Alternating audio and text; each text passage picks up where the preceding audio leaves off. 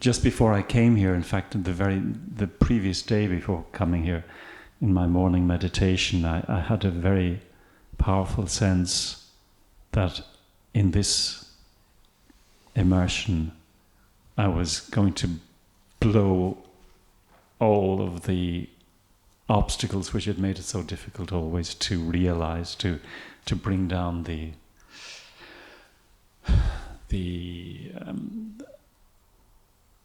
insights, the flashes of inspiration that I get, which have always remained fragmentary, and when I've tried to build them into a book it's just become like it just tentacles everywhere. If I pull one string, the whole thing comes up, and it's like I have never been able to just isolate things sufficiently to see them through to realization. So I'm not even sure what my question is after all that. It is basically about how to realize in the time left to me the potential that's there, and which I feel more strongly now than ever, and with greater clarity now than ever. So which is not so good part? Which one? Well, the fact that I'm... Because to me it all sounds good. It all sounds very, very good. But I'm... So far. I'm nearly 64 years old, and I... How old? 64. 64 young. Okay. And I don't actually have... Well, I have 2 collections of poetry, but I don't really have a book to my name, you know. What's your second name? Ryan. Do you have a pseudonym? Sorry? Do you have a pseudonym? No. No, just under your name. So Louis Ryan. Louis Ryan. Louis Ryan. But I've never... That's perfectly fitting name for a poet. I can just see that in the book. Do you see that? I've seen it, yes. yeah, I can see that. I've never done anything really to promote the 2 books I've published. I'm not sure if I really like them very much anymore in any case. But the thing is that I'm writing better now than in the last 3-4 years than ever before. And it's like, for some reason, I've had this extraordinarily long pathway of development as a poet, as a writer, as a human being. And it's the lack of realization, I suppose, that gets to me. And on a more egoical level, which is there. There's no point denying it. Not being seen by others as being something, you know. Okay, let's look into it. Let's look at it. Let's maybe reflect this.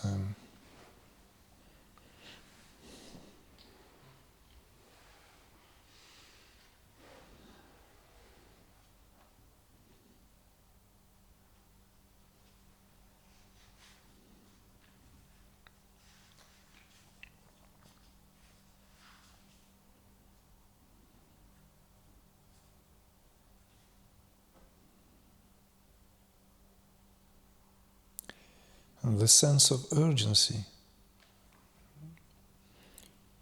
which is primarily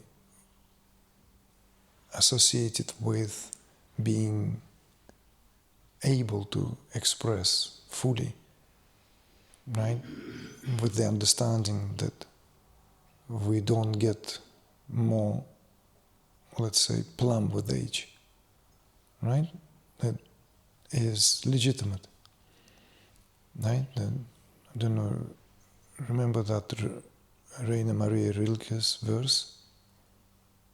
No, actually, no, that's not Rainer Maria Rilke. I meant Osip Mandelstam. I don't know if you know this poet, and goes and should. There are some wonderful translations of his work in all languages. But there's one particular one, like lamenting on past, let's say, agility, comparing to the animal who looks like an animal, like a panther, like kind of feline animal. It's not specified.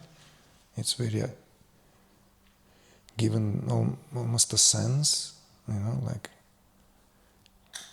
словно зверь когда-то гибкий на следы своих же лап. As this agile feline creature looking back at the footsteps of one's own pose. Right? That with that sense of lament, of recognition, how, like, and on the other hand, that is versed in the present moment. See? So to be taken with a pinch of salt. So poet only gets better. And he gives this, you see? So, of course, we can just very simplify it and just make it like, just consider this all preparatory. Consider all this, and I can give you many examples. And maybe it is fitting to give some examples.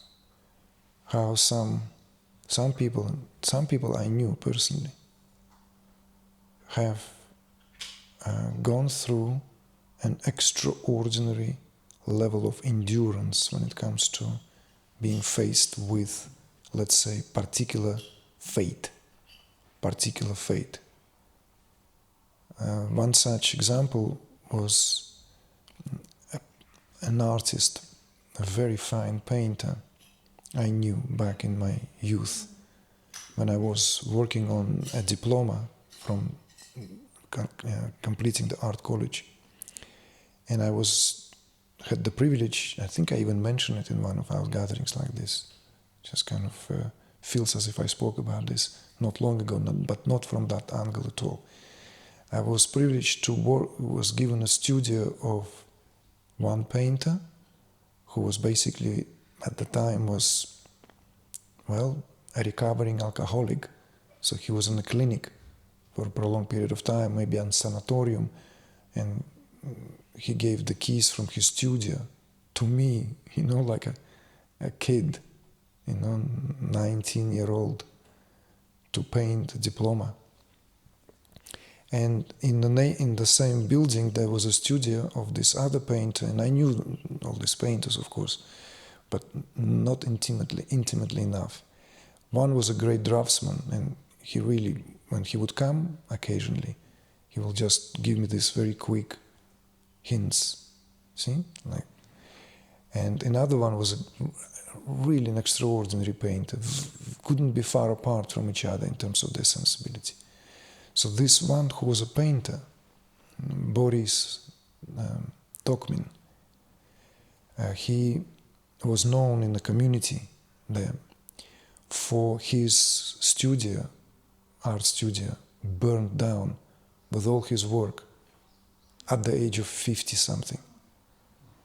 Like, he was a painter since professional painter since early 20s. 30 years of his work was all burned down there. There was just this terrible accident. And it was very well known. Of course, it's very, very difficult it's very hard to imagine for someone, for example. It's like, it's not just like what I did yesterday, day before, 30 years of work burned into flames. Of course, he went into heavy depression, pouring it all down with alcohol, and for many years he could not paint. But he had his wife, she told him, because she was seeing the deterioration, that unless you see this as something, then you're not seeing it straight. And it's no degree in psychology, none of that counseling. It's just recognize that all this was preparation. All was preparation. Some preparations take longer. And he took that. And when he went back to painting, he started painting only bouquets of flowers. Now, when we're talking about flowers, it's not bouquet of flowers. No, like his bouquets of flowers were like the universe in explosive motion. Tretyakov Gallery, which is one of the really outstanding museums in Moscow, and this is Uzbekistan, purchased several of his paintings, these still lifes. Particularly, he would paint this when we say bouquet of flowers, it will be like a 2 meter by 1.5 canvas. So they're huge, ambitious paintings of flowers, like lilac in bloom, just put in a bucket, like explosion of colors. Lilac is a very seasonal flower, right? So you can just imagine. So, but of course, and I've spent a lot of time in his studio, and he never had children of his own. So there was this kind of like a apprenticeship and something else added to that, And he still drank heavily, and never really wanted to address that, But the level of resolve was extraordinary. The understanding as well, that kind of acceptance that all this was some form of preparation, some form of apprenticeship even. So that then everything is distilled. You see, no longer this. In the creative jobs, as no doubt that there is. We all know when we create something, when it just has identity of its own. Our name is there in the world we live in today, but we know something else entered, something else took over, and it's undeniable, whatever we may call it. So this, of course, is a mark of maturity, that knowing that when we're younger, when we, trying to make things happen, there's this sense of certain contrivances enter inevitably. We want to be good, we want to be clever, we want to be this. Poetry, as you know very well, is something else. And of course, there's so much out there in terms of poetry. But I see this only as, this is why I was, which is the downside, what is the... Now, if this example serves anything, let's now look at it from perennial understanding. So this notion, we establish that sense of urgency is good. Yes, sense of urgency means that there's less likelihood there will be twiddling of a thumb. It will be like, deciding, okay, another couple of years, It's like immediacy. There's this urgency. It's good. On the other hand, it got to be accompanied by understanding that one is never late. One always arrives on time. One cannot be late. And there's no such thing as getting kind of like, you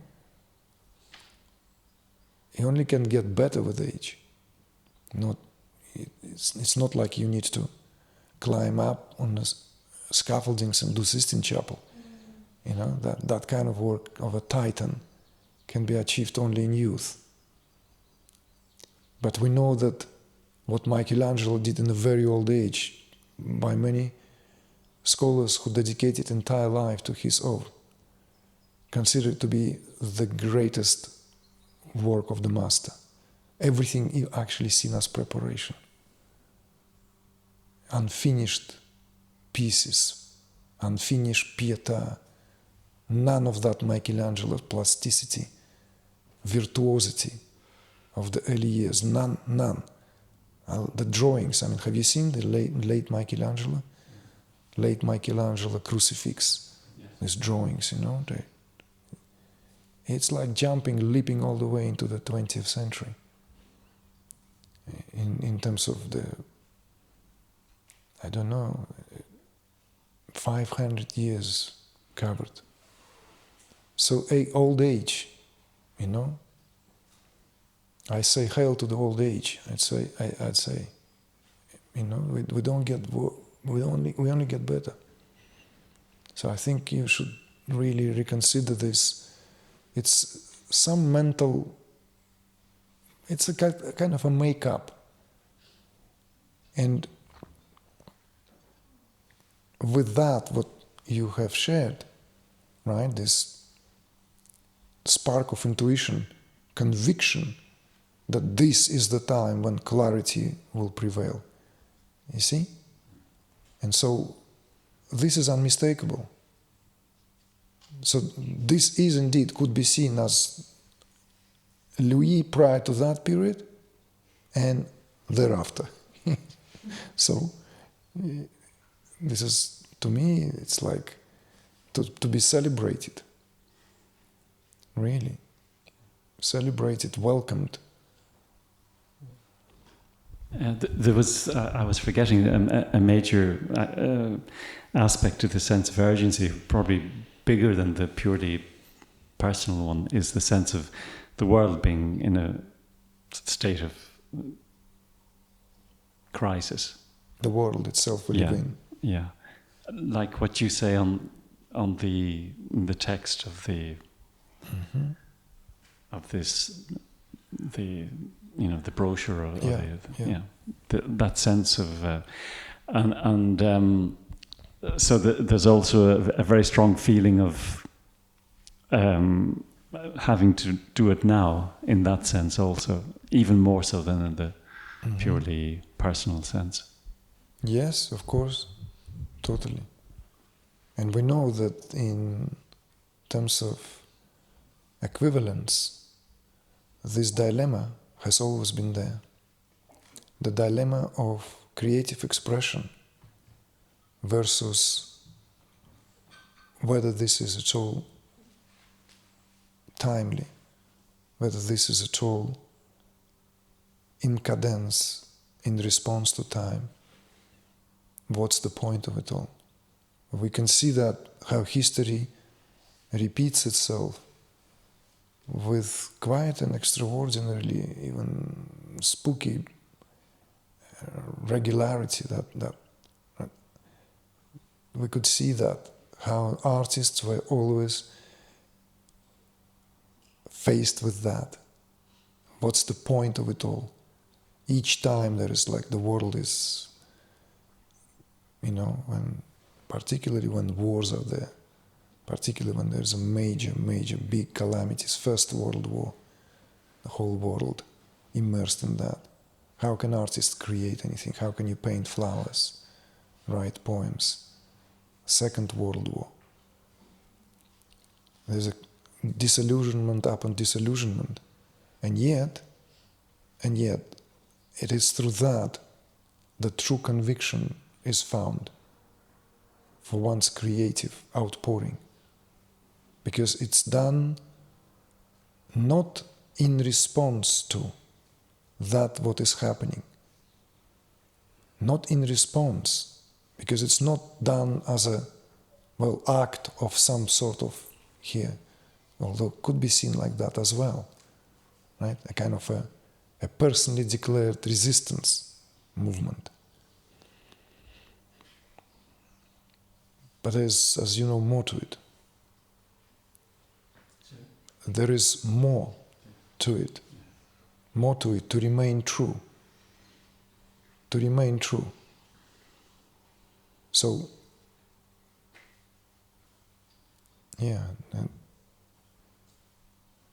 just as I said already, it's kind of again repeating myself, but it's another fitting example since I spoke about it, I think, here last year when I brought the example of Avigdor Arica, this painter who was a Holocaust survivor. And he lived in Israel when it was just found after was dissatisfied deeply and moved to France and was living in Paris. So he was known, he achieved a recognition very late in life, very late, but a true recognition. He was shown, for example, in London by the Marlborough. I don't know if you know the gallery. I think I knew a painter who was closely related to him. Zwiebelstein was the name? Could be. He was Jewish as well. No, he wasn't quite a Holocaust survivor. I think it's a little bit after Avigdor Arica. Yeah. Well, Avigdor Arica was known for like painting still lifes, flowers, just like elements of daily life, like just something very, very, just almost mundane.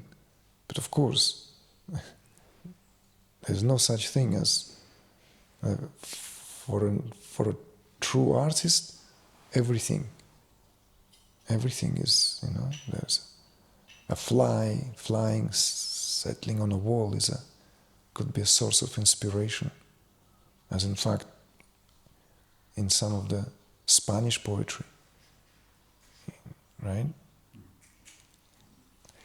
So the Avigdor Arica painting flowers, still lives, survival of the Holocaust, and young painters paint end of the world, skulls and sort of like really. So there is this, you see, and of course in the interviews when he's also very educated and extraordinarily intelligent and knowledgeable about the history of art and everything. So interviews with him were always fascinating to read. When asked this question, you see, so all this comes from that deep realization, the sacredness of this moment, or whatever, like a fragment of the table, how it left after a simple breakfast becomes the source worthy enough to be painted, right? It's everything. It's Zen, Oriental philosophy. And it's also painted in the means of Western European sensibility of how the pictorial depiction, right? It's paying homage to this, all that what went before him. Whilst Britpack in the 90s were scooping stuff out of the nostrils to bring out, brains smeared on the surface of wall, all this, like for the sake of shock, for the sake of like louder than life, bigger. Why? Where will that come from? Where is the propensity to do grand things, big things like Shark and Formaldehyde by Damien Hirst, Peace Flowers by Cornelia Parker, all this Britpack, celluloid paintings, plastic, cellophane, polyester. It's like artists didn't even touch it. It was all done by technicians in a huge, massive, gigantic spaces of Charles Saatchi. Zero connection there. I walked around as a young man trying to understand, because I was in my early 20s. I had to make sense out of that, you see, until I realized, you know what? I'm not going to swear, but F this poop, I'm going to really turn my attention to things that really, really work from the level of the heart. So this is another example of like let this be an inspiration. So, whatever the world we live in now, it's never more urgent for observing something more attentively, more lovingly, and expressing that through whichever means available to us, whichever means that speaks to our heart, speaks to our sensibility. So I'm looking forward to that volume of your collection yet to come. I'll be looking forward to giving it to you. Awesome. That's a deal. Thank you. Thank you, Louis.